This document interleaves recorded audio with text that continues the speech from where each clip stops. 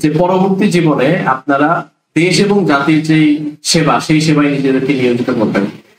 এই জাতি অনেক কিছু পেয়েছে, অনেক মেধাবী মুখ পেয়েছে, অনেক মেধাবী নেতৃত্ব পেয়েছে, কিন্তু দুঃখজনক বিষয় হচ্ছে যে তারা সৎ নেতৃত্ব, নৈতিক এবং মানবিক নেতৃত্ব পায়নি। আমরা যারা মাদ্রাসায় পড়াশোনা করি, আমার কাছে মনে হয় যে আমরা সবচেয়ে যেটা নেগলেক্ট করি, আমাদের প্রথম যেই রোলটা, আমাদের প্রথম যে দায়িত্বটা, সেটা হচ্ছে যে আমরা ইলমের যেই গুরুত্ব, সেই গুরুত্বটা আমরা উপলব্ধি করি না। আমরা মনে করি যে আমরা টিপিক্যাল যে বাংলাদেশের যে শিক্ষা ব্যবস্থা, সেই শিক্ষা ব্যবস্থার একজন ছাত্র, যার রোল হচ্ছে শুধুমাত্র এই যে সোসাইটি আছে, এই যে শিক্ষা ব্যবস্থা আছে, এই যে সমাজ ব্যবস্থা আছে, এই সমাজ ব্যবস্থার একজন কর্মী হিসেবে আমার গড়ে ওঠাটাই যথেষ্ট, এই জিনিসটা আমরা মনে করি।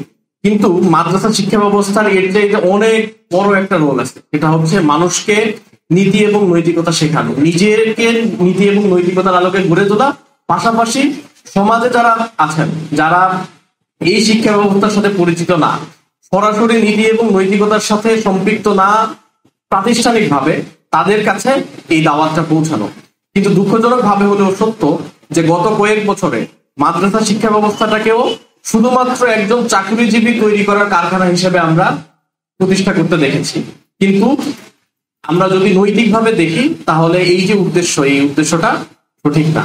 ফলে আমাদের যে আসল গুরুত্ব, ইলমে নববীর যে ধারা, সিলসিলা রক্ষা করার যে দায়িত্ব, সেই দায়িত্বটা আমাদের কাঁধে। এটাই হচ্ছে আমাদের প্রথম দায়িত্ব, এটাকে আমরা সবচেয়ে বেশি গুরুত্ব দিব। যদি আমরা আসলে ইলম অর্জন করতে পারি, যদি আমরা আসলেই সমাজের যে জ্ঞানগুলো অর্জন করা দরকার, সেই জ্ঞানগুলো অর্জন করতে পারি, তাহলে রিজিক নিয়ে আমাদের চিন্তা ভাবনা করতে হবে না। আমরা আমাদের সামনে যারা ওস্তাদরা বসে আছেন, আল্লাহ তাদেরকে সম্মানিত করেছেন, তাদেরকে কখনোই এই ধরনের চিন্তা করতে হয়। কিন্তু আমাদেরকে চিন্তা করতে হয় কেন? কারণ আমাদের যে নিয়ত,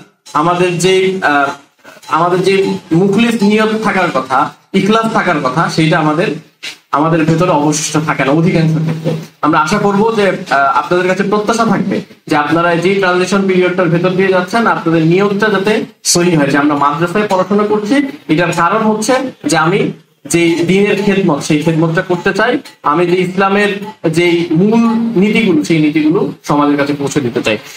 প্রিয় উপস্থিতি, এর ভেতরে আমরা আরেকটা জিনিস দেখেছি যে যখন আমরা নিজেদেরকে এভাবে তৈরি করি, তুলনামূলক ভাবে আমাদেরকে অন্য পারিপার্শ্বিক যে শিক্ষা ব্যবস্থা আছে বা জেনারেল শিক্ষা ব্যবস্থা বলতে যেটা আমরা বুঝি, সেটার সাথে আমরা নিজেদেরকে যখন তুলনা করি, তখন অনেক ক্ষেত্রে হীনমন্যতার পরিচয় দিই, যেটা খুবই দুঃখজনক। আমাদের যদি ভালো করতে হয়, আমাদের যদি আমরা যে স্বপ্নটা দেখি, সেই স্বপ্নটা যদি আমরা বাস্তবায়ন করতে চাই, সর্বপ্রথম যেটা করতে হবে সেটা হচ্ছে হীনমন্যতা পরিহার করতে হবে। আমরা ইতিমধ্যে অনেক দৃষ্টান্ত দেখেছি যে মাদ্রাসা শিক্ষা ব্যবস্থা থেকে অনেক ভালো করা সম্ভব, জাতিকে নেতৃত্ব দেওয়া সম্ভব, এ ধরনের আমরা দৃষ্টান্ত দেখেছি।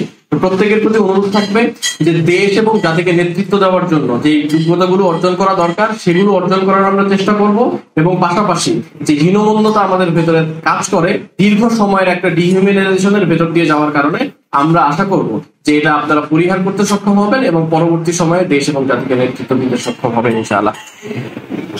এর পাশাপাশি আমাদের যেটা করা দরকার সেটা হচ্ছে যে সারা বাংলাদেশে অসংখ্য শিক্ষার্থী আছে, তাদের প্রতিনিধি হয়ে উঠার দরকার আমাদের। আমরা যারা মাদ্রাসায় পড়াশোনা করি, আমরা সবসময় নিজেদেরকে একটা গণ্ডির ভেতরে আবদ্ধ করে ফেলতে চাই। আমি আপনাদেরকে অনুরোধ করব যে সকল শিক্ষার্থীদের প্রতিনিধি হয়ে ওঠার জন্য আমাদের যে স্বপ্ন, সেই স্বপ্নটা আমাদের দেখা উচিত। প্রিয় উপস্থিতি, এর বাইরে সবচেয়ে বেশি যেটা প্রয়োজন সেটি হচ্ছে যে আমরা এক ধরনের স্বপ্ন নিয়ে এখানে পড়াশোনা করতে এসেছি। আপনারা প্রত্যেকেই ম্যাচিউর মানুষ, আপনারা প্রত্যেকেই নিজেদের যে স্বপ্ন, সেই স্বপ্ন সম্পর্কে ওয়াকিবহাল। আপনারা জানেন যে আপনারা আসলে কি চান।